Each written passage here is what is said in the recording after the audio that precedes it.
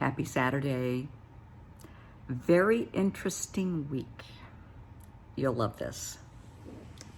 So, as we all know, I have my healing practice, my pain management people, my chemo patients, radiation patients, chronic pain people, those with migraines. We can't forget you guys. I also have the trauma therapy, PTSD, those, dealing with PTSD, addiction, depression, anxiety, all that goes with it. A lot of veterans, a lot of victims of crime, people who grew up in abusive situations. I will always be here for you people. I want all of you to know that.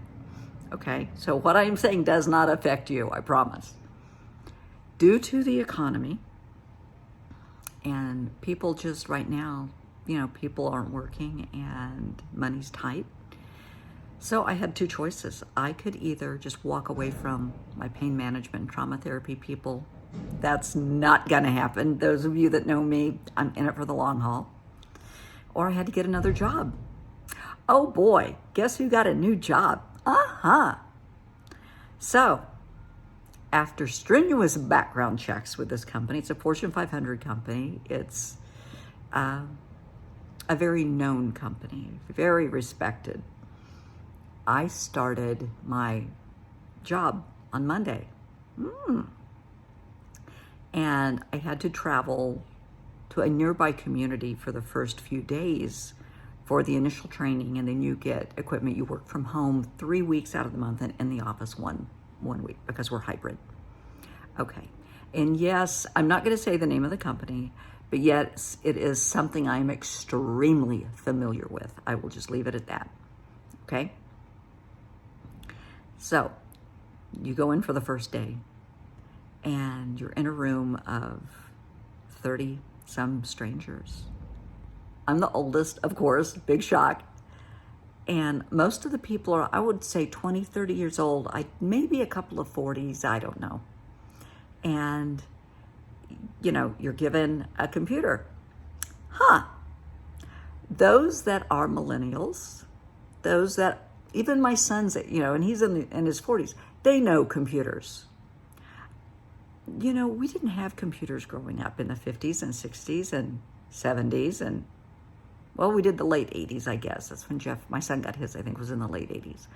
But, it's still a little bit of a daunting situation when you put a computer in front of me and says, okay, go for it. It's like, So, the facilitators were outstanding, and they're walking everybody through how to use the computer, how to use the software, and it's a very multi-step, I don't know what the right words are, I'm sorry, but to get into the system is next to an act of God.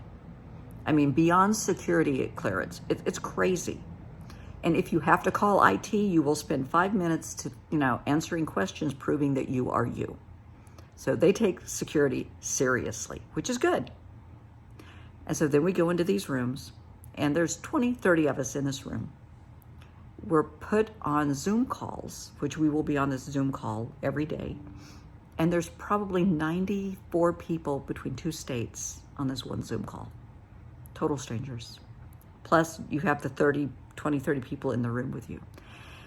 And you have modules to complete, training modules. And there's a lot of them, and they're very complex. Some of them are very easy. You listen to this, you answer a couple of questions. But some you have to click on hyperlinks that take you to other hyperlinks, and it gets wild. And people were getting frustrated, myself included, because we did everything and it wouldn't say that the module was completed. Everybody started reaching out and helping each other. Have you tried this? Did you do that? As soon as one person figured it out, it was, hey, I figured it out. I was the first one to figure out you have to click on every blessed hyperlink, and that hyperlink's hyperlink to complete this one set of modules. And it was just amazing how a group of strangers, all different races, all different cultures, different nationalities, male, female. I don't know if there were transgenders. I have no idea. I didn't ask. I don't care. But this room full of strangers came together to help each other. That's amazing. Everybody worked, I don't want to say as a team, it was more like a family. because a team is a little bit austere. Sometimes it can be a little aloof. These people were not aloof. And by day 3, I mean, you felt like family after everything that we were going through and laughing about and struggling with. It was amazing. And so one day you get home and your laptop is here, and so you don't go back to the facility for a month. And it was a little odd. And I mean, you still see the people on the Zoom calls, and, you know, maybe you exchange phone numbers and you're texting certain people and, you know, keeping in touch. But it's amazing how people can come together. Why can't society be like that? Life is like that. You learn a life lesson, such as how to figure out these blessed modules, and you help the next guy. You light the path.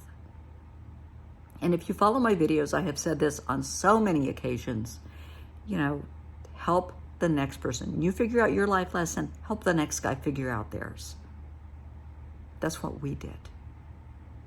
Why can't society be like that? At no point did anybody look at the next person like, I don't think so, or ignore anybody. Everybody was there for each other. Why can't we, as a society, be like that? Whether it's helping homeless, helping animals, and you know I'm huge on helping animals, helping children, that's so important to me. Making sure people get health care, their medication, food, shelter, whatever it is. Why can't we come together? I'm not saying people are apathetic. That's not the issue. It's not an apathy issue. It's an action issue. You can say, oh yeah, I really care, but you don't do anything about it. I am asking everyone, do something about it. If you've learned your life lesson, help the next guy with theirs, please.